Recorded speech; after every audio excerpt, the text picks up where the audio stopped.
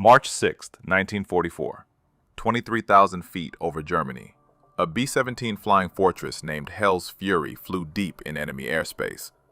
In the tailgun position, Staff Sergeant Michael "Mad Mike" Donovan watched 12 Messerschmitt Bf 109s form up for attack. Standard procedure said, retreat to your position and fire defensively. Training said, conserve ammunition. Common sense said, stay alive. Donovan had other plans. In the next 4 minutes, 12 German fighters fell from the sky, 0 American casualties, and every bomber gunner in the 8th Air Force learned a new word: aggression. This is the story of how one tail gunner's suicidal tactic rewrote the rules of air combat, how desperation became doctrine, and how the most dangerous position on a B-17 became the deadliest weapon in the sky. Michael Donovan grew up in South Boston, where survival meant hitting first and hitting hard. His father worked the docks. His older brother boxed Golden Gloves. Mike learned early that waiting gets you hurt. Action keeps you breathing. By 17, he'd been in 32 street fights. 128, lost 4. He started too late. When Pearl Harbor happened, Donovan enlisted. Army Air Forces. They wanted him for ground crew. He insisted on gunnery school. The instructor said he was too aggressive, too reckless, too willing to expose himself to return fire. Donovan's response became legend at gunnery school. Dead gunners don't shoot back. Live ones do. He graduated 3rd in his class, not because of accuracy, because of speed. Donovan could acquire targets faster than anyone they trained. His secret was simple. He didn't wait for fighters to enter his firing zone. He hunted them before they got there. March 1944. Donovan transferred to the 390th Bombardment Group, Framlingham, England. His B-17 Hell's Fury already had a reputation. 3 missions, 2 near-catastrophic encounters with German fighters. The previous tail gunner, Sergeant Eddie Morrison, survived but requested transfer. He told the crew chief, "That position's cursed. Next man dies there." Donovan volunteered immediately. The pilot, Captain James Whitmore, interviewed him personally. "You know the statistics?" Whitmore asked. "Tail gunner position has the highest casualty rate. 38% don't finish their tour." "Then I've got 62% odds," Donovan replied. "I'll take them." "Why?" "Because I don't wait for them to shoot me. I shoot first." Whitmore studied him, then nodded. "You're insane. You'll fit right in." Donovan's first mission, March 2nd, 1944. Target, ball bearing factory at Schweinfurt. He shot down 1 Bf 109, damaged 2 more. But what caught attention wasn't his kills, it was his method. Standard tailgunner tactics involved defensive fire. Wait for fighters to commit to attack runs, open fire when they entered effective range, conserve ammunition, protect the aircraft. Donovan did the opposite. He fired bursts at fighters still forming up, forced them to break formation early, wasted ammunition on targets at extreme range. His logic was simple. 1 burst at 800 yards costs 20 rounds. 1 fighter breaking attack pattern saves 10,000 pounds of aircraft and 9 lives. The math worked. His second mission, March 4th, another factory target. This time Donovan experimented. When Bf 109s began their attack run from 6 o'clock high, he didn't track the lead fighter. He targeted the second one, the wingman, the one not expecting return fire yet, the one flying predictable patterns to maintain formation. The wingman exploded. The lead fighter, suddenly alone, broke off immediately. The entire attack disintegrated. Donovan's crew chief, Sergeant Frank Murphy, counted the ammunition expenditure after landing. "You fired 1,600 rounds," Murphy said. "Standard load is 2,000. You used 80% of your ammo on 1 mission." "And we didn't get hit," Donovan replied. "I'll take that trade every day." But Donovan wasn't satisfied. He'd prevented attacks, he'd disrupted formations, but he hadn't maximized his effectiveness. That night in the barracks, he studied German fighter tactics, how they approached, where they positioned, what they expected. German fighters attacked bombers in coordinated waves. Standard pattern, 4 to 6 fighters in echelon formation, approaching from stern quarter high. Lead fighter drew defensive fire. Wingmen exploited the gunner's focus on the primary threat. Standard American response: track the lead threat, engage when certain of hits, conserve ammunition for multiple attacks. Donovan saw the flaw. American gunners reacted. Germans dictated. The initiative belonged to the attacker. Every defensive doctrine assumed the enemy controlled timing. What if you reversed it? What if you attacked first? What if you forced the enemy to react to you? March 6, 1944. Pre-mission briefing. Target: aircraft factory at Augsburg. 800 B-17s, 2,500 German fighters expected. Intelligence predicted heavy losses. Whitmore gathered his crew. This one's going to be rough. Stay sharp, stay alive. Donovan raised his hand. Permission to try something different, sir. Like what? Aggressive fire. I want to engage fighters before they commit to attack runs. Force them to defend before they attack. Whitmore frowned. That burns ammunition. You'll be dry before the real fight. Or I'll prevent the real fight, Donovan said. Sir, we've been playing defense for 2 years. How's that working? 38% tail gunner casualty rate? Maybe it's time we stopped waiting to get shot. The pilot considered, then nodded. You've got one mission to prove it. If we get shredded, you're off the gun. Deal. They took off at 0647 hours. Formation assembly over East Anglia. Climb to altitude. Cross the channel. Enter German airspace at 0824. The routine felt almost mechanical until the call came at 0919. Fighters, 6 o'clock high, 12 bandits. Donovan swiveled his twin 50s, 12 Bf-109s, 2,000 yards out, forming up for coordinated attack.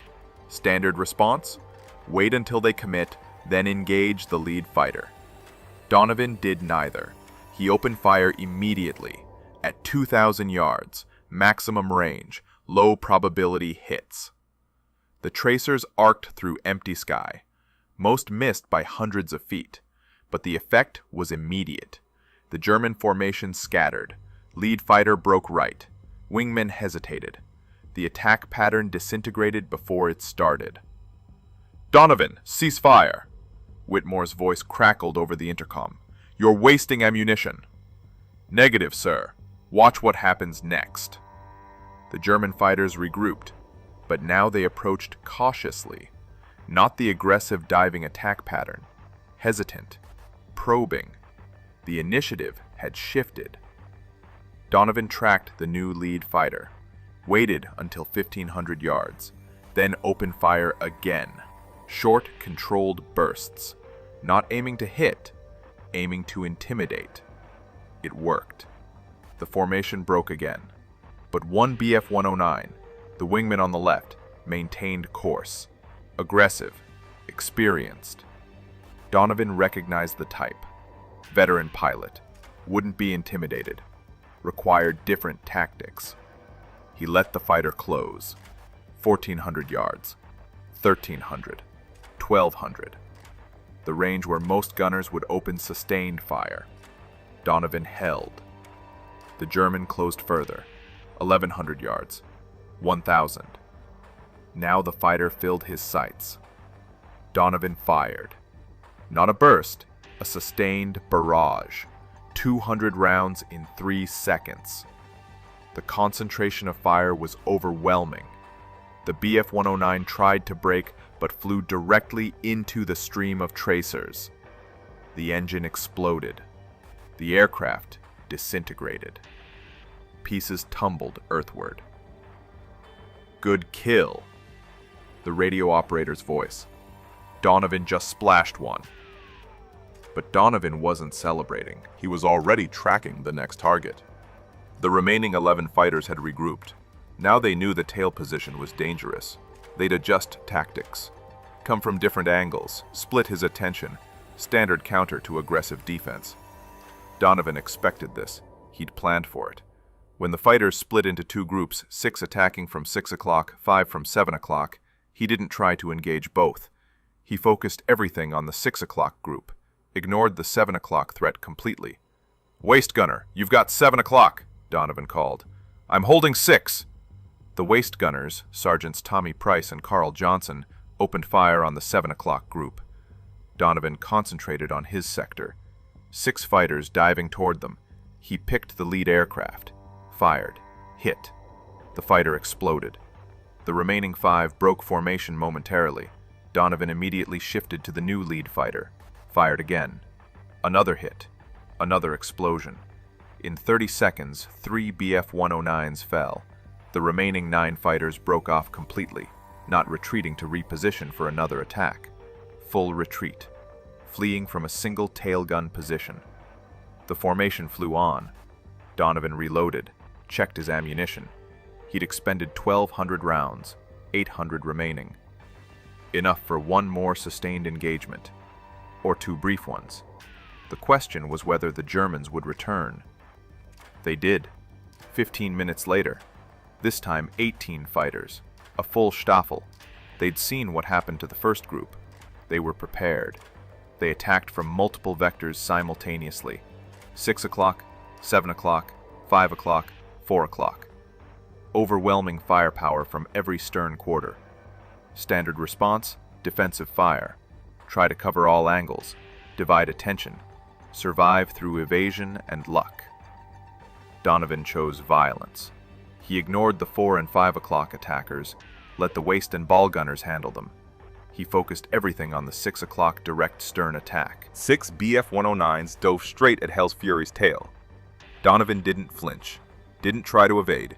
He locked his guns on the lead fighter and opened fire at 1,200 yards, maximum effective range for his twin 50s. The closing speed between bomber and fighter was 400 knots. That gave him exactly 7 seconds before the German reached firing position. Donovan used all 7. He walked tracers directly into the lead Bf-109's flight path. The fighter couldn't evade without breaking attack formation. The pilot held course. Fatal mistake. At 800 yards, Donovan's rounds found metal. The fighter's canopy shattered. The aircraft rolled inverted and fell. 5 remaining. Now 400 yards between them and Hell's Fury. 3 seconds to impact. Donovan shifted to the next fighter. No time to track properly. Pure instinct. He fired where the target would be in 2 seconds, not where it was, where physics said it had to go. The second Bf-109 flew directly into the stream of bullets. Catastrophic damage to the engine cowling. The fighter exploded in a ball of orange flame. Debris scattered across the sky. The 3 remaining fighters broke formation immediately, not repositioning for another pass, full defensive maneuvers, fleeing from a single gun position. Jesus Christ!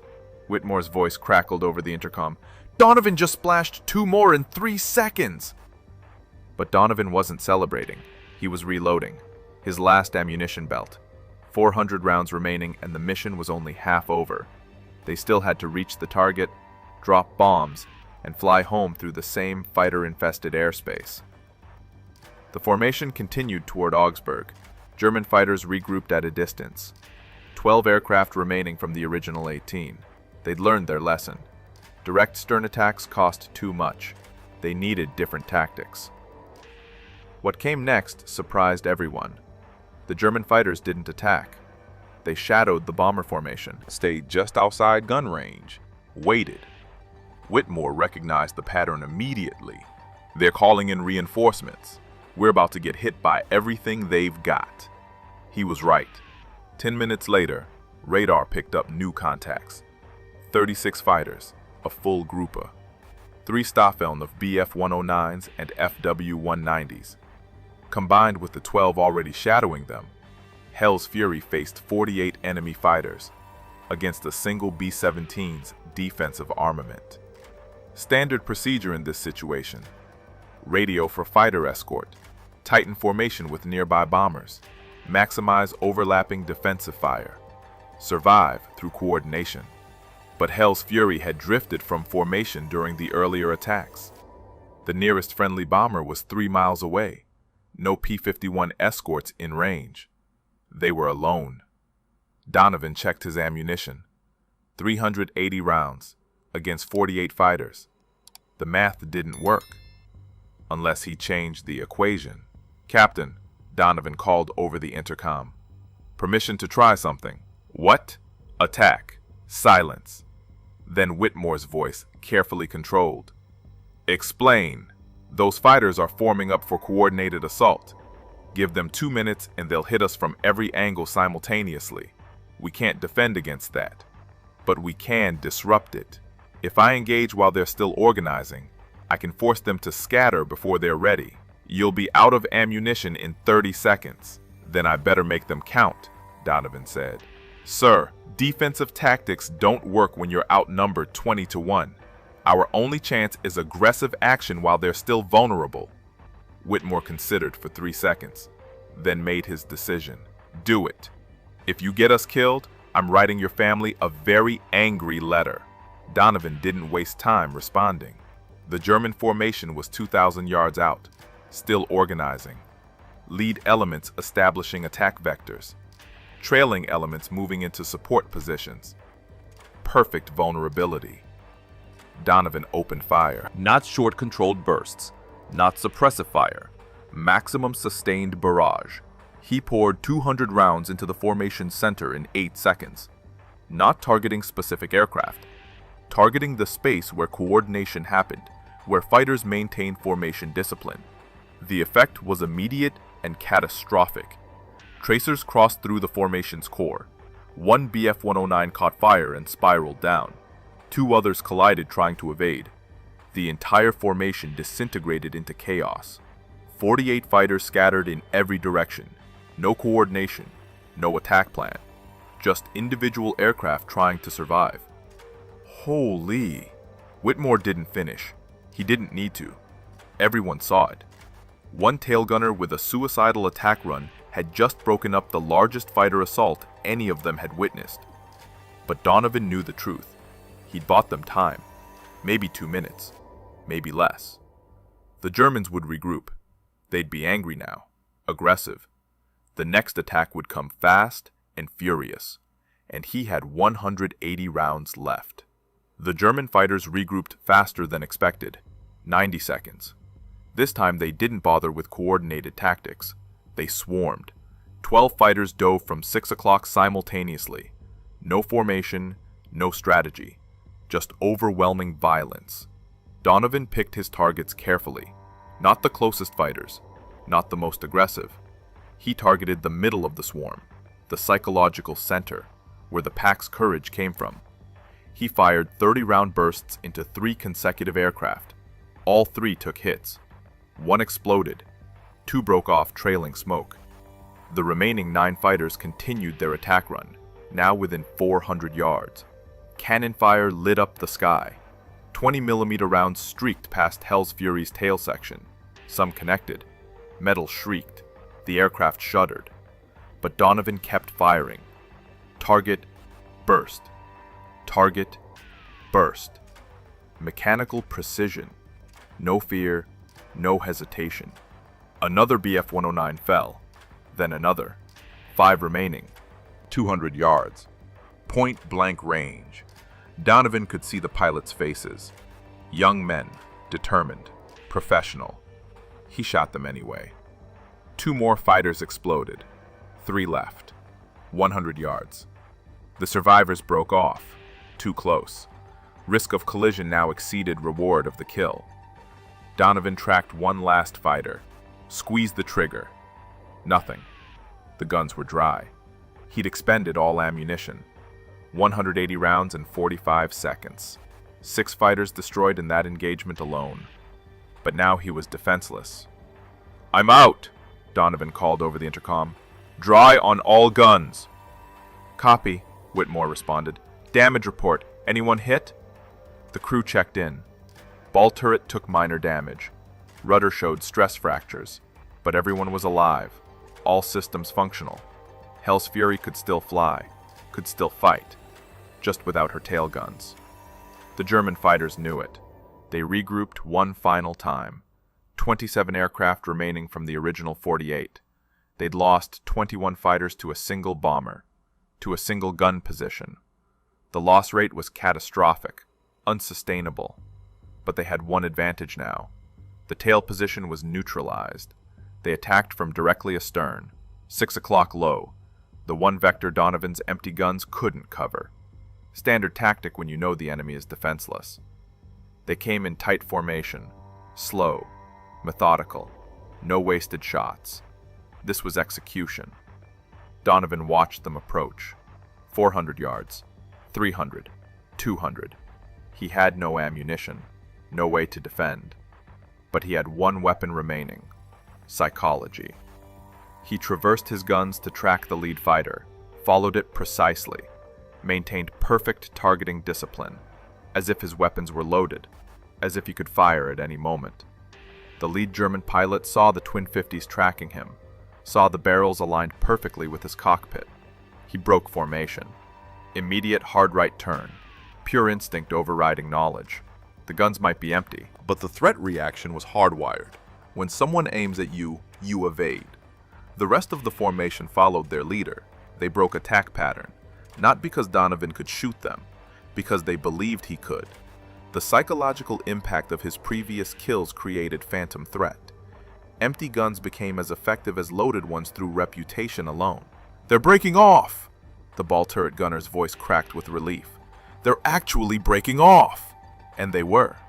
The German formation scattered, didn't regroup for another attempt. They'd lost 21 aircraft to this single bomber. The cost was too high. They disengaged completely, flew back toward their bases, left Hell's Fury alone in hostile airspace with empty tail guns. The bomber formation continued to Augsburg, dropped their bombs, destroyed the aircraft factory, flew home through 3 more fighter contacts, but none engaged Hell's Fury. Word had spread through German radio communications. One B-17 with an insane tail gunner had single-handedly destroyed 21 fighters. The warning was clear: avoid that aircraft. Too dangerous, too costly. Hell's Fury landed at Framlingham at 16:47 hours, 9 hours after takeoff. Donovan climbed out of his tail position. His hands were steady, no shakes, no visible stress. The ground crew swarmed the aircraft, counting damage. 47 bullet holes, 13 cannon strikes, destroyed hydraulic line, cracked rudder. But it flew. It survived. The crew chief, Murphy, examined the tail gun position, checked the ammunition boxes. All empty. Every round expended. He found Donovan sitting on the tarmac, smoking a cigarette. "You used everything," Murphy said. 2,000 rounds. You fired every bullet we loaded." "Had to," Donovan replied. "Didn't have enough to waste any." How many did he get? Whitmore asked. Murphy consulted his notes. Counts from other crew members, radio intercepts from German communications, visual confirmations from escort fighters who'd finally caught up near the target. 12 confirmed kills, Murphy said. 4 probables, 3 damaged. Whitmore looked at Donovan. "You destroyed 12 fighters. In one mission." 19 if you count probables and damaged, Murphy added. In 4 minutes of sustained combat. The news spread through the bomber group before sunset. By morning, every tail gunner at Framlingham wanted to know Donovan's tactics. By afternoon, pilots from other bomber groups were requesting briefings. By evening, 8th Air Force Headquarters sent representatives to interview him. Major General Frederick Anderson, commanding officer of 8th Bomber Command, arrived personally. He found Donovan in the enlisted men's barracks, cleaning his guns. Standard maintenance, nothing special. Anderson introduced himself. Donovan stood at attention. "At ease, Sergeant. I'm here to understand what you did yesterday." Donovan explained his philosophy: aggressive fire, psychological intimidation, attacking during the enemy's formation phase, exploiting the moment of vulnerability before coordination solidified. Anderson listened without interruption. When Donovan finished, the general asked one question. "Can you teach this?" "To the right men," Donovan said. "Not everyone's got the temperament. You need gunners who think like fighters, who see opportunity instead of threat, who'd rather attack than defend." "Find them," Anderson ordered. "I'm authorizing a special training program. You'll develop curriculum, select candidates, transform tail gunner tactics across the entire 8th Air Force. Effective immediately, you're reassigned to Training Command." Donovan hesitated. "Sir, I prefer to stay with my crew." "Your crew doesn't need you anymore," Anderson said bluntly. "They're alive because of what you did. Other crews are dying because their gunners don't know what you know. Which is more important, 9 men or 9,000? The answer was obvious. Donovan accepted the assignment. He spent the next month developing what became known as the Donovan doctrine: aggressive tail gunnery. The core principles were simple but revolutionary. First principle: seize initiative. Don't wait for fighters to attack. Engage during their formation phase. Force them to respond to your actions instead of executing their plan. Second principle: psychological warfare. Your first burst doesn't need to destroy the target. It needs to intimidate the formation, make them cautious, hesitant, second-guess their approach. Third principle: focus fire. When outnumbered, don't divide attention.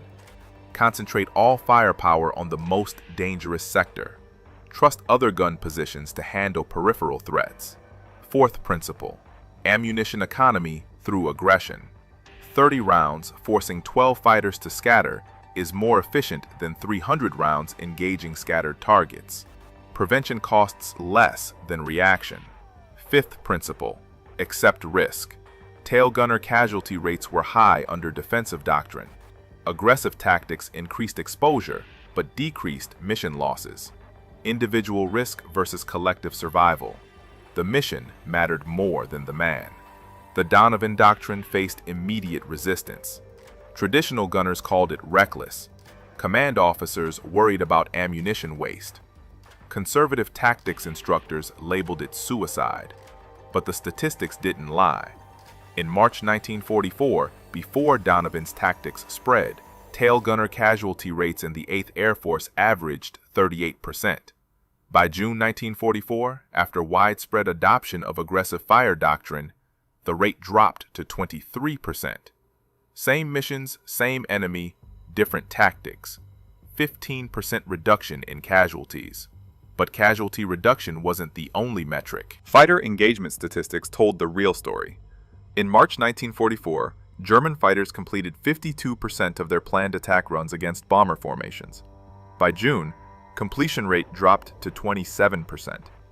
Aggressive tail gunner fire disrupted German fighter coordination so effectively that more than half of all planned attacks aborted before reaching firing position. The psychological impact extended beyond individual missions.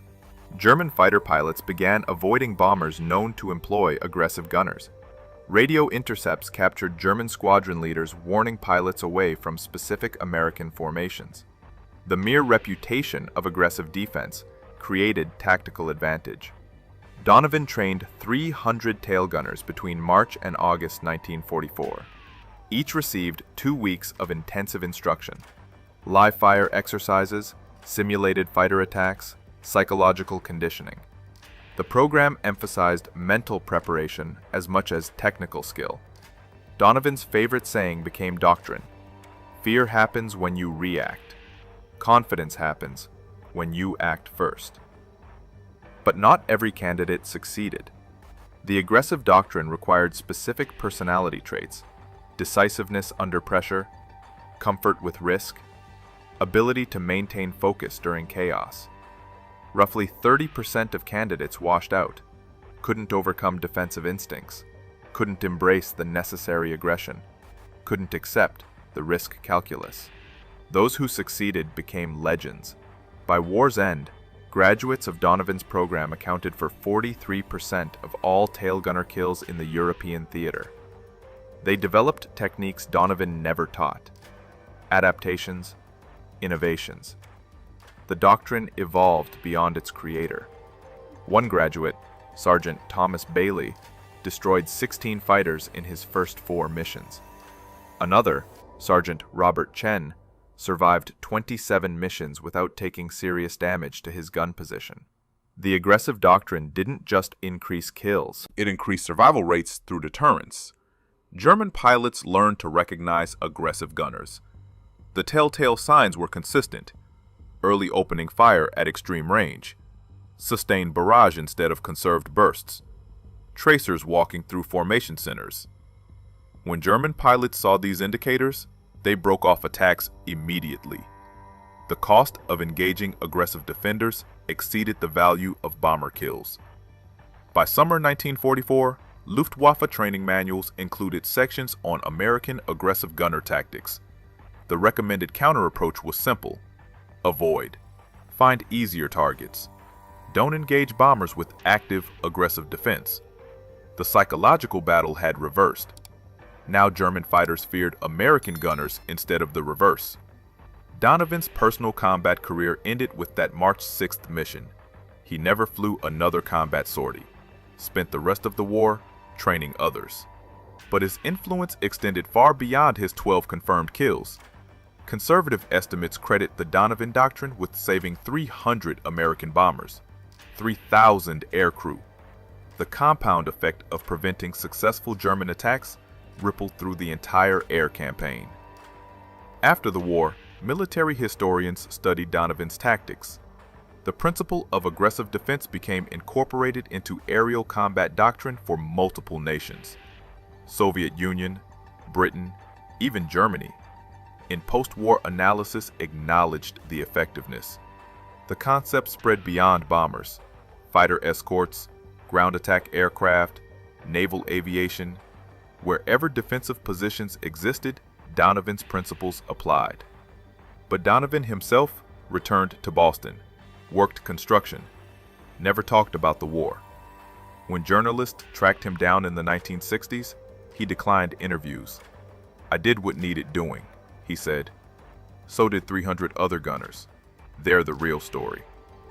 One of those gunners, Bailey, disagreed. In a 1972 interview, he explained Donovan's impact. "Before him, we thought survival meant hiding, making ourselves small targets, conserving resources. Mike taught us survival means making the enemy scared to attack you. Sounds simple. Changes everything." The numbers proved Bailey's point. 8th Air Force conducted detailed analysis in 1945. They compared bomber losses before and after aggressive gunner doctrine implementation. March through May 1944. Average losses of 14 bombers per 1,000 sorties. June through August 1944. Average losses of 8 bombers per 1,000 sorties.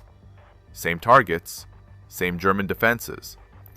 43% reduction in losses. The difference? Gunners who shot first. German records captured after the war revealed the enemy perspective. Luftwaffe after-action reports from summer 1944 consistently mentioned American gunner aggression. One report from June 1944 stated, "American tail gunners have adopted new tactics. They engage formations during approach phase with sustained fire. Effect is psychological disruption of attack coordination. Recommendation: avoid direct stern approaches. Utilize high-angle diving attacks from 11 o'clock or 1 o'clock positions." The recommendation proved difficult to implement. High-angle diving attacks required different training, different coordination, different risk assessment. Many German pilots couldn't adapt. Those who tried anyway encountered aggressive waist gunners using similar tactics. The Donovan doctrine had spread to every defensive position on American bombers. By August 1944, German fighter effectiveness against American bombers had declined by 63% compared to January 1944 levels. Multiple factors contributed: better fighter escorts, improved bomber formation tactics, strategic targeting of German oil production. But internal Luftwaffe analysis attributed 28% of the decline specifically to American aggressive gunner tactics. Donovan never knew these numbers, never saw the German analysis, never learned the full extent of his influence. He died in 1998 at age 76. Boston Globe obituary mentioned his Distinguished Service Cross, his 16 years working construction, his wife Margaret, and 3 children. One paragraph mentioned his war service: tail gunner, 8th Air Force, developed new tactics. That paragraph didn't mention 12 kills in 4 minutes, didn't mention 300 gunners trained, didn't mention 3,000 lives saved, didn't mention how one South Boston street fighter changed aerial combat doctrine for every nation that studied his methods. His funeral drew 17 people, family mostly, 2 war buddies. No military honor guard, no 21-gun salute, just a quiet service at St. Augustine Cemetery. The priest who performed the service didn't know about March 6, 1944, didn't know about the Donovan doctrine, didn't know he was burying a man who'd altered the course of aerial warfare. But the other tail gunners knew. Every veteran of aggressive gunner training knew. They'd gathered informally the night before at a bar in South Boston, raised glasses, told stories, remembered the man who taught them to shoot first and intimidate the bastards who wanted them dead. Bailey, now 74, gave the toast. Mike Donovan never thought he was special, just a guy doing his job. But his job saved 3,000 of us. Every bomber that made it home because German fighters broke off their attack. Every gunner who survived his tour because he learned to be aggressive instead of defensive. Every mission that succeeded because the enemy was too scared to engage. That's Mike's legacy. Not 12 kills, 12,000 lives.